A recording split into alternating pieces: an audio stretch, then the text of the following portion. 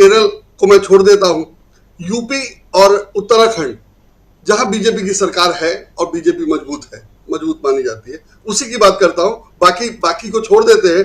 तो पश्चिम बंगाल इंपॉर्टेंट इसलिए है कि पश्चिम बंगाल में मोदी जी ने विधानसभा चुनाव में पूरा जोर लगाया था।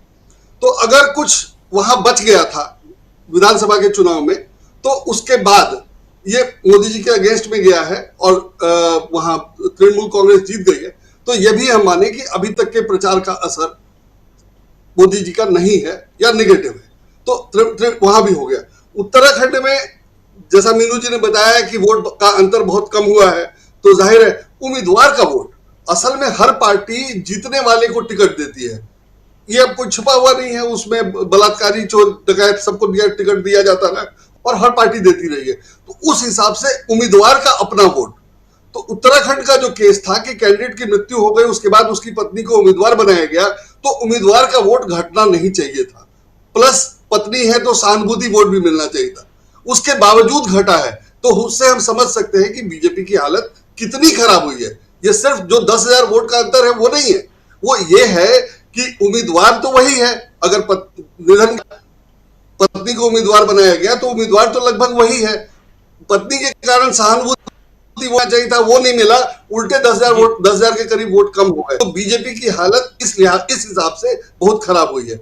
उसी तरह से अगर घोसी का चुनाव हम देखें तो दल बदल का मामला था, तो दल बदल के मामले में पहले कर्नाटक में और अपना मध्य प्रदेश में जो कि दोबारा चुनाव हुए तो भी कैंडिडेट जीत, वही कैंडिडेट दल बदल के बाद टिकट मिलने पर दोबारा जीत करके आ गए थे।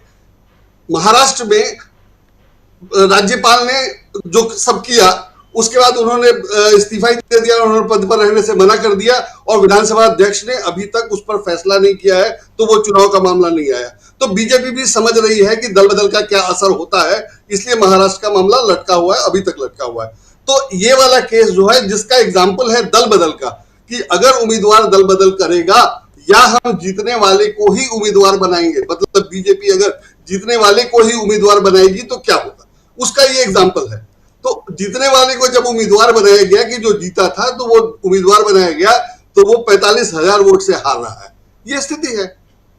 और ये एग्जाम्पल तो इसी को दिखा रहा है कि पहले दल बदल करने के बावजूद लोग बीजेपी में जाकर जीत जाते थे, तो ये बीजेपी की पॉजिटिविटी थी या बीजेपी की लोकप्रियता थी। अब बीजेपी में जाने पर जीतने वाला भी हार जा रहा है और थोड़े बहुत वोट से नहीं आ रहा, भारी वोट से आ रहा है। जीता हुआ का 10,000 वोट कम हो गया, यहाँ 45,000 वोट से आ गया। तो बीजेपी की जो हालत हुई है वो उसके काम, उसके प्रशासन के कारण है और बहुत खराब है। ये मुझे इस नतीजे से यही दिखाई दे रहा है और 2024 में जिस ढंग से चल रहा है और खराब होनी है। मतलब साफ है संजय जी कि अगर दल बदल करके आप बीजेपी में चले जाते हैं तो आपके पास जीत की गारंटी नहीं है। बीजेपी की तरफ से कहा गया कि वो राजनीति कर रही है या संसद को राजनीति का केंद्र बनाना चाह रही है। तो अब संसद राजनीति का केंद्र नहीं है तो मंदिर ही होगा दूसरा। तो अब ऐसे में क्या बात की जा सकती है कि मंदिर ही नहीं, वो स्टालिन किसी हॉल में लेक्चर दे रहे थे, एक विषय पे बात कर रहे थे, तो वो मुद्दा उठा लिया गया जो हिंदी में भी नहीं था, मैं पहले बोल चुका हूं। तो राजनीति का तो यह लेवल है कि संसद में राजनीति नहीं होगी, माइक बंद कर देंगे, जो बोला जाएगा उसको रिकॉर्ड से निकाल देंगे, और मंदिर में राजनीति करेंगे। या पता नहीं कितनी बार प्रधानमंत्री पूजा कर चुके हैं और कितनी बार ये कर चुके हैं।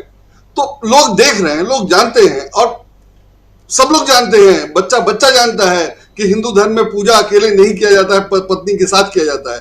तो वो लोग नहीं देख रहे हैं, कौन नहीं समझ रहा होगा, और लोग समझ रहे हैं। 10 साल हो गए देखते हुए, इसलिए ये हालत है। ये जो सैंपल है रिजल्ट का, आज वाले रिजल्ट का जो सैंपल है, तो जो भी रिजल्ट आया है ये तो सबको पता था कि जो रिजल्ट होगा उसको सैंपल की तरह देखा जाएगा, और इसीलिए सब लोगों ने पूरा जोर लगाया था। तो अब जो जोर लगाया था, अगर योगी जी ने नहीं लगाया था तो वो आगे क्यों लगाएंगे, और लगाया था उसके बावजूद रिजल्ट है तो भी। दोनों स्थिति में क्या होना है वो हम लोग सब अंदाजा लगा सकते हैं। लेकिन जिस तरह से बीजेपी काम करती रही है या नरेंद्र मोदी काम करते रहे हैं, और हम लोग ये उम्मीद जताते रहे हैं कि मोदी जी कभी विपक्ष में नहीं बैठे और कुछ कर ले जाएंगे, तो हो सकता है कि वो कुछ कर ले जाएं, लेकिन वो क्या क्या कर सकते हैं इसका अब अंदाजा भी हो गया है, और उसका मुकाबला राहुल गांधी बहुत अच्छे से कर रहे हैं, इसमें भी कोई शक नहीं। जैसे प्रेस प्रेस कॉन्फ्रेंस में अभी कह रहे थे प्रशांत जी कि वो कोई ढूंढ निकालेंगे, लेकिन राहुल गांधी का प्रेस कॉन्फ्रेंस इतना बढ़िया और इतना बेहतर होता जा रहा है, इतना मैच्योर्ड होता जा रहा है कि उसमें से कुछ ढूंढ के निकालना भी जो मुद्दा बन जाए असल में, मतलब आप कुछ भी बना दीजिए, बोलते रहिए, वो अलग चीज है, लेकिन उसमें कुछ निकल के नहीं आएगा।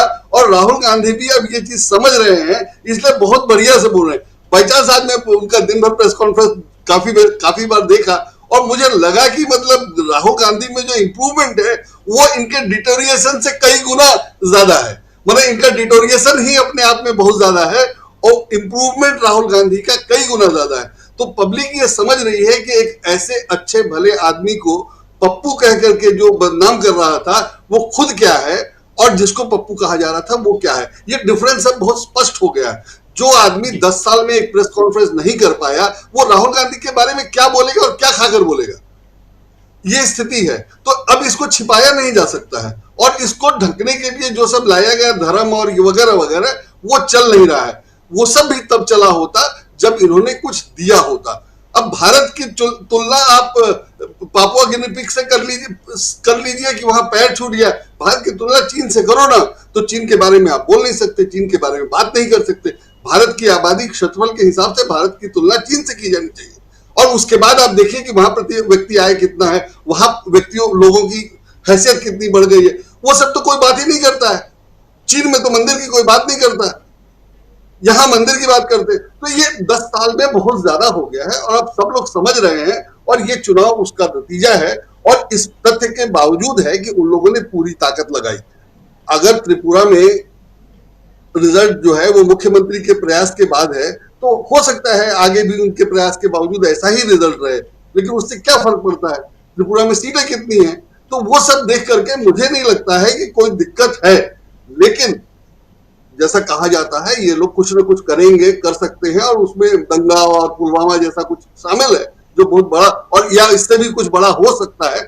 लेकिन अगर वो होगा तो भी अब जनता झांसे में नहीं आने वाली है, समझ रही है।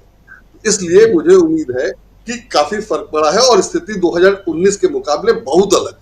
राजीव जी टेस्ट बलून कितने भी छोड़े जाएं लेकिन स्थिति जो है वो अपने हिसाब से आगे बढ़ती जा रही है और परेशानियों में घिरती जा रही है बीजेपी। 7 विधानसभा के सीटों के चुनाव और उन चुनावों में से 3 पर बीजेपी की जीत होती है, लेकिन वो जो 3 पर जीत है उसमें भी 2 सीटें ऐसी हैं जहां कहीं ना कहीं सवालिया निशान खड़ी करती हैं, और उसमें से एक त्रिपुरा की सीट और एक बागेश्वर यानी उत्तराखंड की सीट। तो हमारे चैनल से जुड़े रहने के लिए YouTube पर टाइप करें DB लाइव, सब्सक्राइब बटन को क्लिक करें और बेल आइकन को दबाना न भूलें ताकि खबरें आप तक पहुंचती रहें। देखते रहिए DB लाइव, क्योंकि यहाँ हैं खबरें लगातार।